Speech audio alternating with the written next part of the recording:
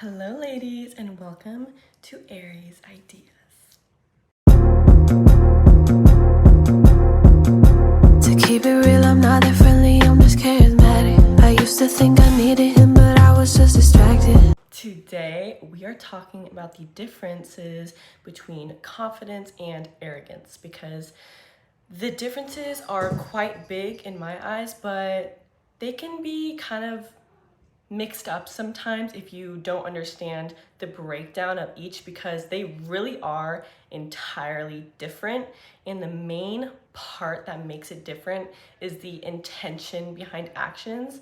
And honestly, the way that you're treating people and interacting with people when you're a confident person versus when you're an arrogant person.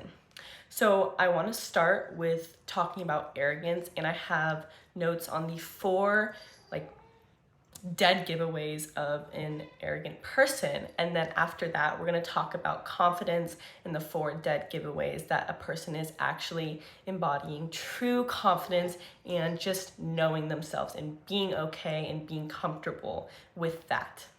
Please don't mind the meowing in the background. That's just my cat, Chloe. She loves to run around, and I'm sure you'll hear a little bit of a skittering and scattering. Just ignore it. Number one, with arrogance.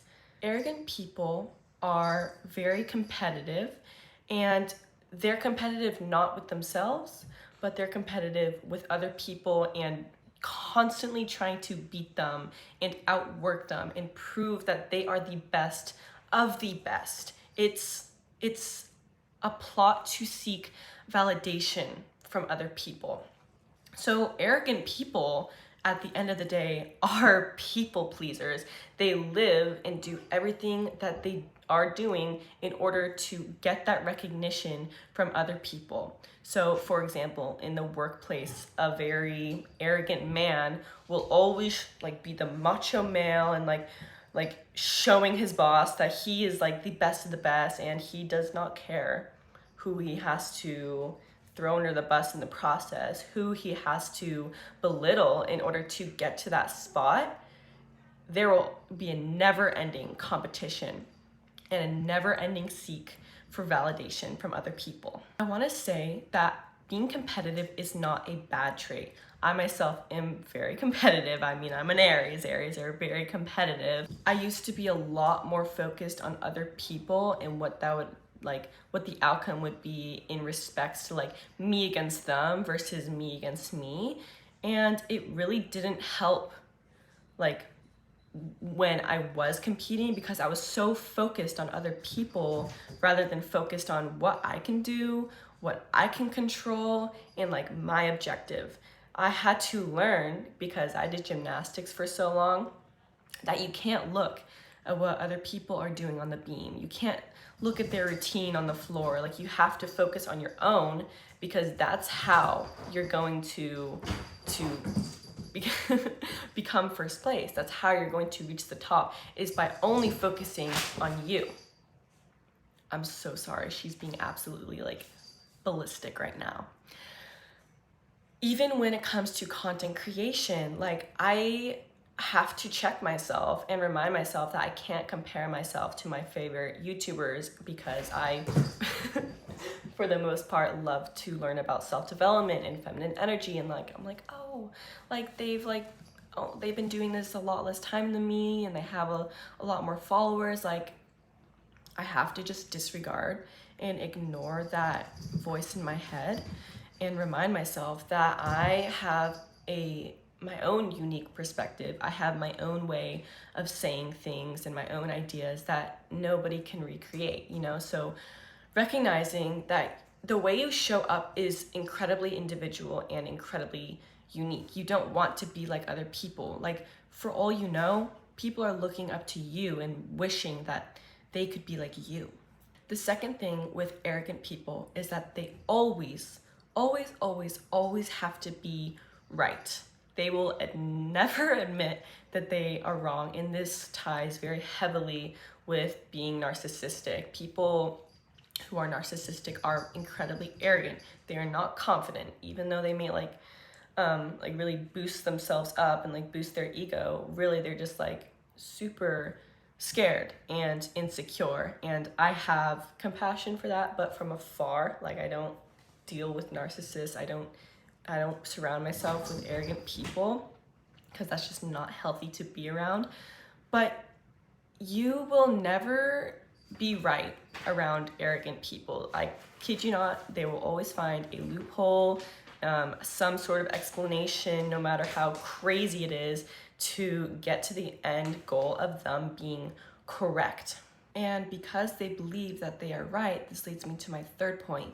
They believe that they are also way better and that they are entitled to whatever it is that they want or desire, or like a person or a job. They think just because maybe they have these skills that not everybody has, just because they act a certain way, just because they have a certain status symbol, that somehow that makes them way up here looking down on everyone, and everyone is just like not as important, not as worthy, and that they don't get as much, that they're not as deserving of the things that that arrogant person has. I was reading into sororities at SDSU specifically because I'm interested in going in there, and I was thinking of like, oh, like maybe like I'll join a sorority, but I wasn't sure just because I know that they're super gossipy sometimes and just like toxic and fake, and I don't really fuck with that much. So I was looking into it, and if you're not super familiar with sororities, they essentially have like a Greek rank, and they rate them on sisterhood, friendliness, social life, just like things along those scale. And I was reading the reviews of different kinds of sororities and whatnot, and they were all saying how if you were in a higher rank, based off this literal website, that these girls felt like super entitled to it, and like just because they're part of like Alpha Phi or Delta Gamma or like whatever, that they were better than everyone else. They were better than the other sororities, and definitely better than people who weren't even in sororities. And some comments were saying these girls would say like, don't you know, like I'm an Alpha Phi, like don't you know that? And like almost like it's a ticket to be a better human, when your rank, your title, your job has absolutely nothing to do with your value and how much that you can give to the world, and how much of a good, decent, kind human being that you are. And another thing with this is arrogant people will bully others. They will belittle them. They will make them feel small. They will stamp on their egos until they are crushed. These girls are not truly connected to their divine feminine. These men are not divine masculine. They're in their wounded masculine or wounded feminine. And I will make a video on that to explain what I mean when I speak on those terms. But essentially, just to cover it, divine feminine is when you know who you are, you accept yourself, you love yourself, you are able to receive from other people, you're loving, you're nurturing, you're connected to your creativeness, right? And following your passions. The wounded feminine is more so the opposite of all of those traits. She wants validation from other people. She's very insecure. She feels like she needs a man in order to make sure that she doesn't feel alone. She feels that everybody dislikes her, or that she's not lovable, or that she needs someone to fix her. The divine masculine is all about protecting, providing safety, and like financial safety too. Being very like a rock. That's the best way that I can describe it. A rock for the divine feminine to be able to feel safe, to feel like she can lean on him. The wounded masculine expects the woman to take care of him, expects him to give her all the love, all the financial safety, and expect her to take care of him, when really it should be the opposite way. The wounded masculine is emotionally unavailable, immature, and just at the end of the day, very broken and in desperate need of inner work. Okay, and the fourth part of arrogance is that They are very interruptive with people, and they're stubborn as well. Arrogant people believe that they cannot allow other people to speak, because if they somehow come up with a better idea, or they explain a concept very eloquently in a way that they could not have, that somehow dims out their own light, and it makes them lesser of a human being, lesser of like a person. And this is why they are stubborn, because stubborn people are very like set in their ways, and they have a very closed mindset. They think my way of thinking, my way of doing is the best. And if anybody comes in to question that, then they're wrong, they're little, and therefore I will bully them and belittle them and make them feel bad about themselves. Because if you make people feel bad about themselves, then they will shut up, and therefore the arrogant person can remain in control. In a nutshell, arrogance is incredibly loud. It's very outspoken, it's very out of pocket, it's very dismissive of other people, and you can hear it from a mile away. You will hear about these people because they can't shut up, really. Like, arrogant people won't shut up and listen, which is the complete opposite of what we are now talking about, which is confidence. So confidence, number one. Confident people are incredibly generous with their kindness and their love. They know that kindness and love is not a cup that you only have a certain amount, and then as you give it out, as you are kind to people, as you love people, as you open your heart and your mind and your soul to somebody, that doesn't mean that it's going to deplete you. Confident people know that being very generous with your kindness and your love is going to fill your cup. It's like a never-ending margarita, okay? Like your kindness and your love. So therefore, they give it out. And this can be in very small ways, whether it be giving a stranger a small smile, or when you see someone on the street and you just love their outfit, you tell them that, because you have no idea what people are going through just on their day-to-day. For all you know, that could have been their highlight. For all you know, that could have turned their day around. Confident people recognize that they have that power, and they use it for the betterment of society and for themselves. Because when you are kind, when you are loving, it's a mutually beneficial situation.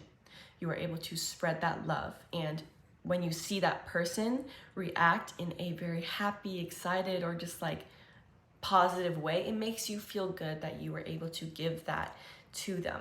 Arrogant people believe that kindness and spreading love is weakness, and it shows vulnerability. But at the end of the day, it's not weakness, it's actually cowardness. It's scarcity, it's being fearful.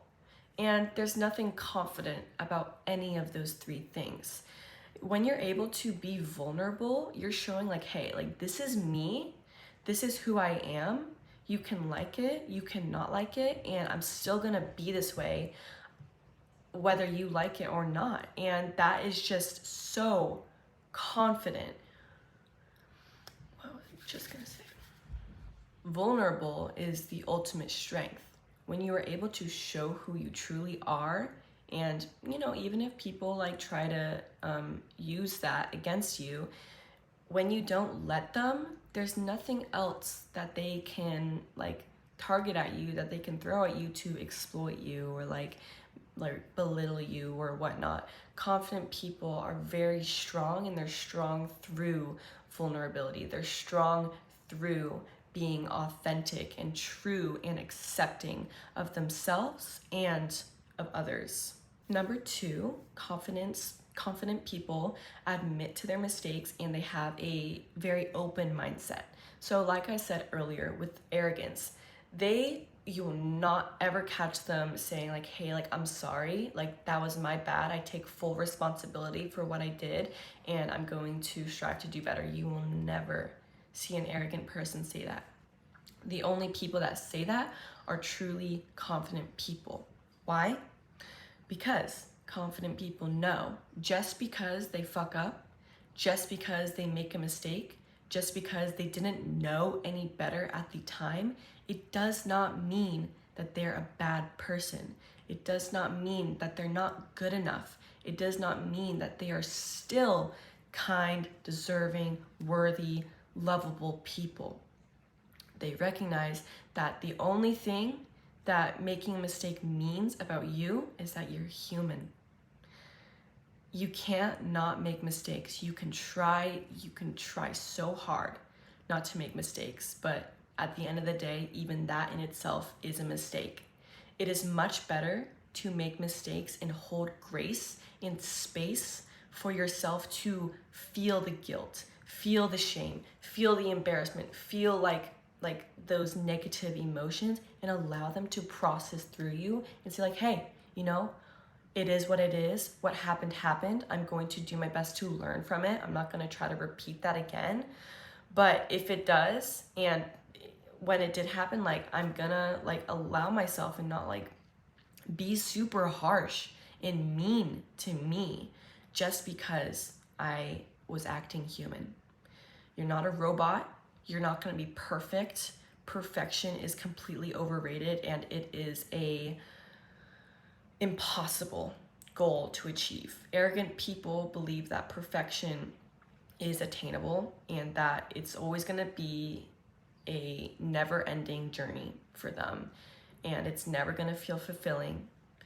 So by accepting that perfection is not a real thing, it's a great thing to aspire to, but holding the mindset that you don't have to be perfect in order to be good enough. And that leads me right into point number 3, which is confident people know that they are good enough. People will try to put you in a proving energy sometimes, especially if you're on a date with a guy and he's in his wounded masculine and he asks you, oh, well, what do you bring to the table? He's trying to put you in a very proving way. What are you is that a fucking business interview? Do you want me to be your business partner? What do I bring to the table? I think something that I have a huge issue with when it comes to proponents of 50-50 relationships is understanding that it is never 50-50, and that the only value that a woman can bring is monetary. We need to recognize our own self-worth and recognize the unpaid labor that we do bring to the table when it comes to relationships. I was watching a video and it was saying, okay, a mother generally is the caretaker. This is just biological and it tends to flow this way. When people have children, it's generally the mother that wants to stop working, that wants to be with the children. That mother is doing things like being a therapist for the child, essentially making sure that they're okay mentally. They are making sure that they eat well, that they're clean, that the house is nice, and all of those things. If you were to hire a nanny, a therapist, someone who cleans, do you know how much money that would be for the entire day, for an entire year? Being a mom is a full-time job, and then the man wants her to also pay half the bills? No, I don't think so. That's not 50-50. And let's just say that we do go down the financial route. If the man makes a lot more, let's just say $100K or $60K a year, and the woman makes less than that, 50-50 is not going to be an equal division, okay? It's not going to be an equal division of him paying and her paying. 50% of 60,000 versus 50% of let's just say I don't know, 30,000 or 40,000. That's not 50-50. Kind of went off a little bit of a topic there, but what I want to say with that is that people who are confident know that they are good enough, and they know that they have a lot to offer. They know that they have skill sets that are internal. That is something that not everybody gets to access. You need to recognize that you being a kind, loving, considerate, going out of your way for other people person is so valuable. You will elevate people just by being around them.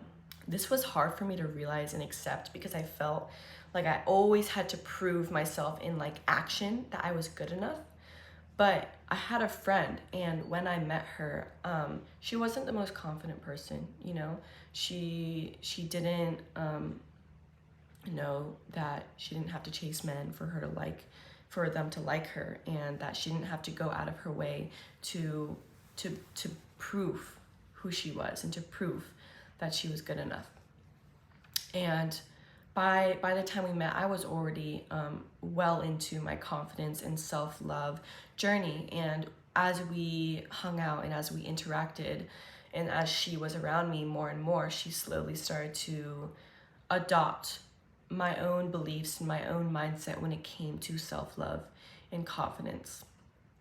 And a few months later, she told me, like, Emma, I don't know like where I would have been if I didn't meet you.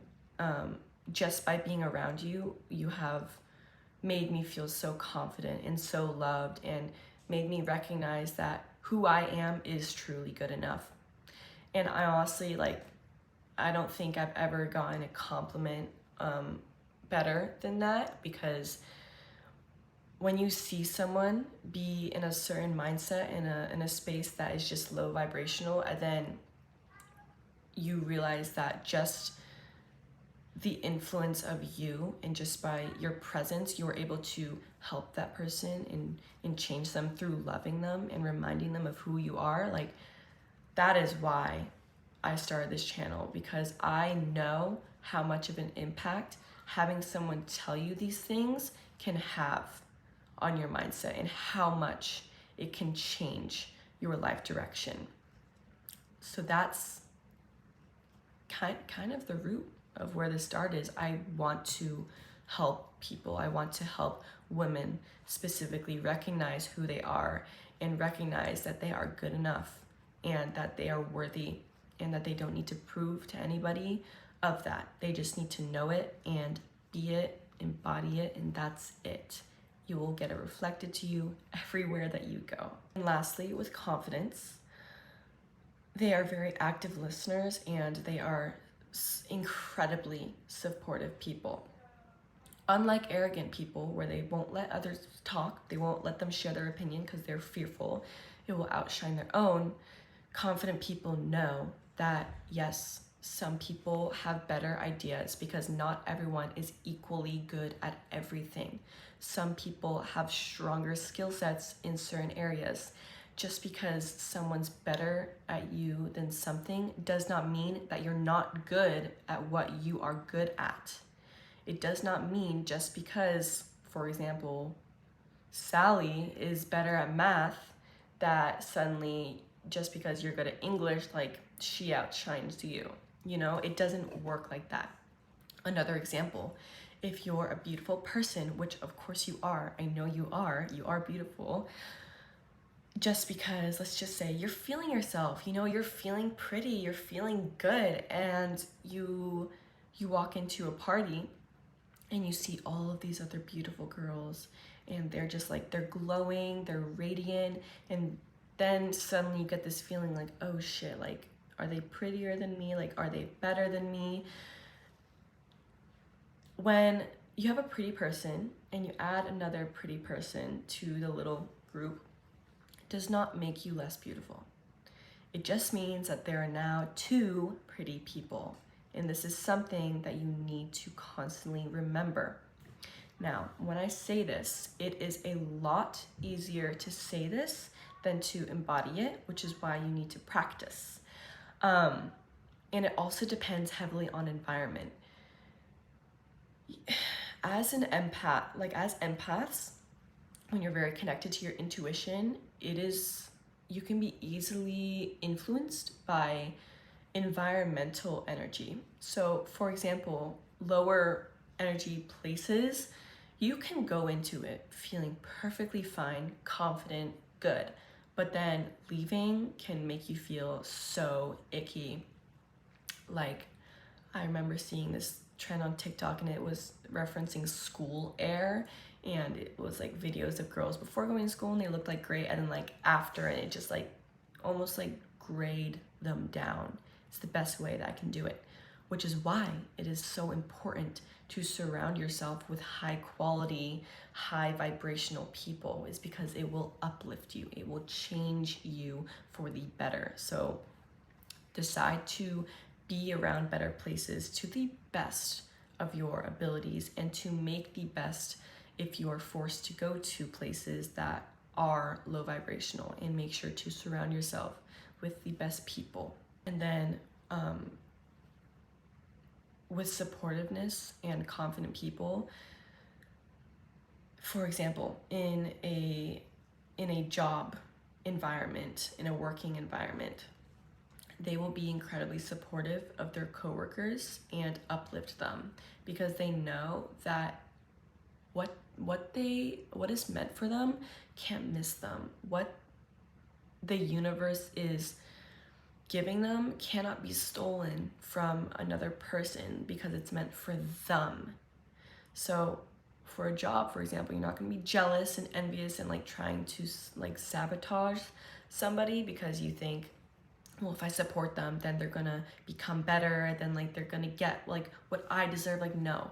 Recognize that there is space for everyone to succeed. There is enough money to go around, there's enough love to go around, there is enough support to go around, there is enough space. Make sure that you don't have that scarcity mindset, that you get rid of those limiting beliefs, because they will limit you. They will stop opportunities from coming to you, and they will make you blind to opportunities that do come into your life. So really cultivating that abundance mindset is crucial to being confident. In a nutshell, with confidence, it's very silent. You don't need to tell people you're confident in order to have them know that you are a very confident person. It's not something that needs to be spoken. I said this with boundaries as well. Most boundaries are unspoken. Most are just you show up as a person who embodies knowing your boundaries, and that will show, like that will like manifest in the way that you react, in small facial reactions, in body language, in the way that you speak, in the way that you hold eye contact with people. It feeds out and it funnels into so many different aspects that you would never have been able to like think about. I don't remember the exact number, but there are like thousands of little like micro expressions that we can make that like other people pick up on like unconsciously. It's insane.